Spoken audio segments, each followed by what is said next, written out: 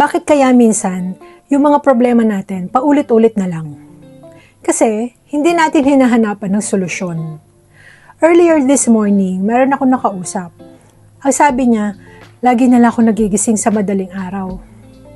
And yung statement niyang yon, yung complaint niyang yon, lagi ko naririnig sa kanya yan. Every week, every 2 weeks, every month. If I'm not mistaken, months ago ko nang naririnig sa kanya ng paulit-ulit. And then I asked, ano solusyon sa problema mo?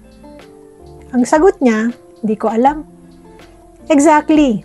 Hindi niya alam kasi hindi niya hinahanapan ng solusyon ang problema niya. Kasi kung hinanapan niya yan ng solusyon, sana ngayon hindi ko na naririnig sa kanya yan. Ang problema kasi sa atin, mahilig lang tayong mag-complain.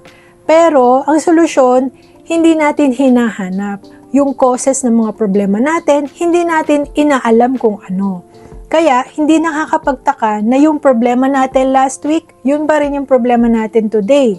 And yun pa rin siguro yung magiging problema natin 1, 2 weeks, 1 month, even years. Yun ang magiging problema natin.